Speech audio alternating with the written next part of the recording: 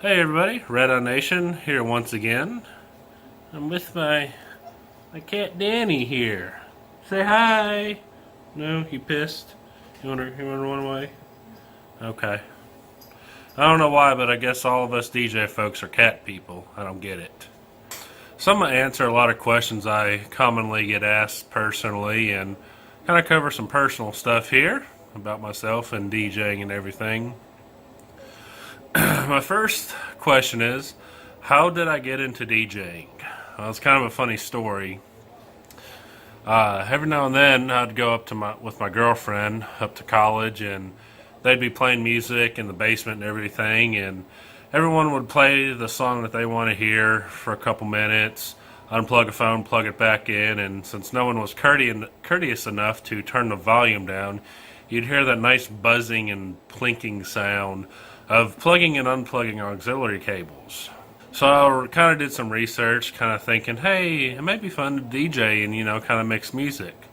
Well, the first software I ever bought was Virtual DJ. For those of you that have used Virtual DJ or do use Virtual DJ, I'm not knocking the software at all. It's well built software. You can customize the skins and everything to your liking and do a lot of customization to it. However, you have to buy the rights for your controller that you have for it. So I went out and purchased the Numark NS7 III. At the time, it was the newest controller that Numark had made, and right about 2 months after I purchased it, they released the Pro, I believe it is, that you can actually do 4 decks with, and it's got all the digital readouts on the platters themselves. So I was kind of upset that 2 months later they released a newer controller for the same price I just purchased mine for. So that was my first controller that I bought. I used it a lot.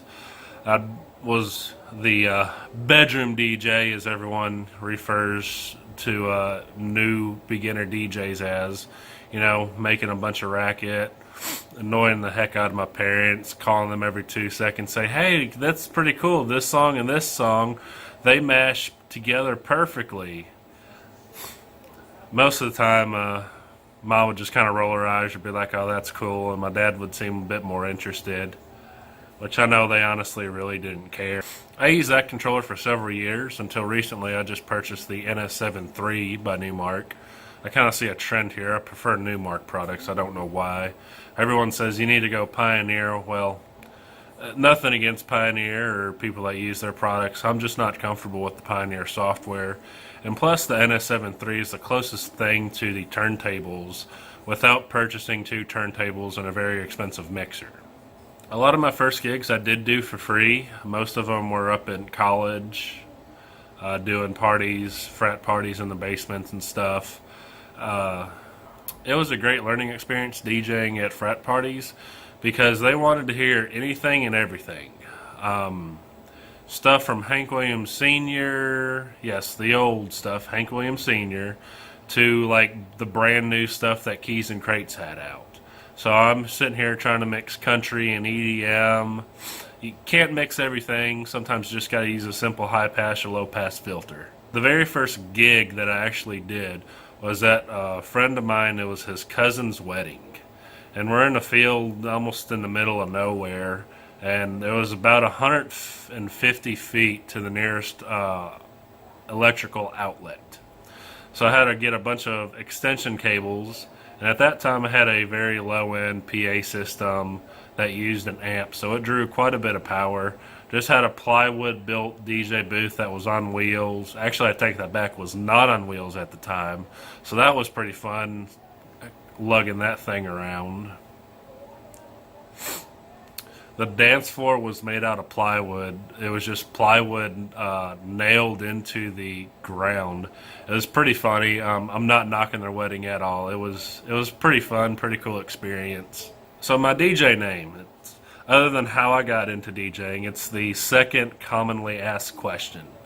Yeah, I could have done something simple like my initials, SAB, DJ Sab, or like DJ Scott, DJ Allen, or DJ Bolzman, something very typical that a lot of your DJs do, or will just kind of take random letters that don't mean anything to them. So I started using Red Eye Nation as a gaming user tag. It was a combination of AWOL Nation and what I do for a living. Shocker, it's not DJing and lighting. I work as an x-ray tech at a small hospital. So I wanted to do something with radiation and AWOL Nation. The first thing I thought of was DJ Photon. I'm going to be a nerd here for a minute. A photon is the little thing that kind of flies through the air that comes out of the x-ray beam. Yeah, that kind of sounds cool. I don't know how many people would get that or make any connections. I also thought of DJ Electron, DJ Positron, all these little electrical type things that happen in the x-ray tube when the x-ray is being produced. So I took radiation and mixed it with AWOL Nation, and I shortened it to Rad-Eye Nation. And that's how I got my name. So in my own opinion, there are three types of DJs. You have your radio DJ, the ones that play the music on the radio that you listen to, whether it's AM, FM, or XM. You got what I call your commercial DJs, which are the ones at huge EDM Fest, and I don't mean commercial as a negative statement. It's just kind of what I classify them as.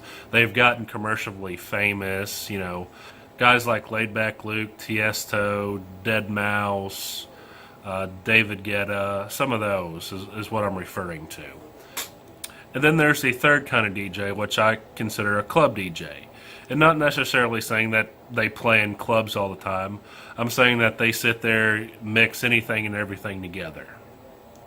Mixing is simple as high pass, low pass, beat matching, scratching, or turntablism as we like to call it. So some of my favorite DJs are Laidback Luke. He's kind of one of the more commercially famous ones.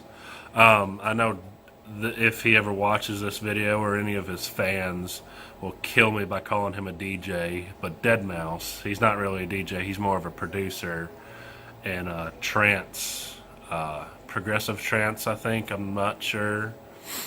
But he is one of my favorite commercially successfuls. DJ Craze, a lot of people haven't heard of him. If you haven't, look him up. He has been around for quite a long time. He, in my opinion, is one of the best turntablists around. The DJ that basically put out DJs on the map for us getting paid is DJ AM. And for that, not only do I like him, but his mixes are amazing. If you've never seen it, look up or watch the documentary called Life as I Am. Very amazing, very touching. And for those of you that don't know, he has passed on. It is kind of a sad documentary, but very inspiring as well. So like most DJs, not only do I DJ in my spare time, I'm also a huge nerd. Yes, I love model trains. I'm currently building a model train layout for the nursing home that is attached to our hospital for all the residents that live there. I could go on and on about trains for days, which I'll save that for another channel or something. And also, I love RC cars. I got a Traxxas T-Max. It's got the 3.3 motor in it. And two of my other favorite hobbies is hockey and racing. So lighting. A lot of people ask how I got into lighting. It's kind of a complicated answer. To me, DJing and being a mobile DJ, you have to have lights. Yes, there are some mobile DJs I have seen. I'm not going to name any or name any companies, but I thought, and explicit warning coming up, so plug your ears if you're sensitive to language. Fucking terrible DJs. No lighting, no controllers. They were literally playing iTunes. And shit, that's just another tangent.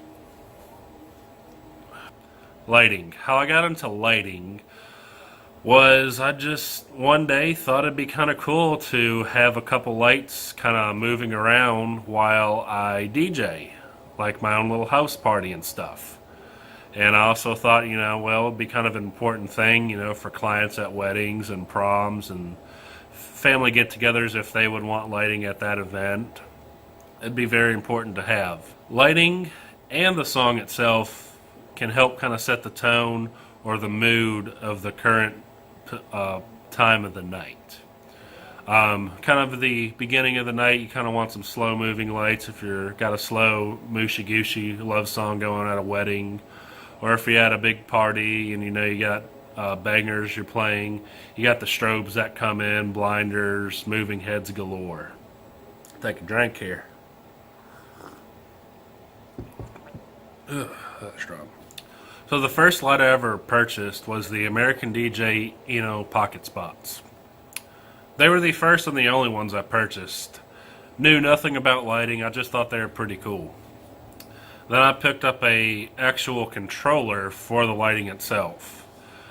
And a little fair warning here, if you ever do lighting with a controller, it can be a bitch.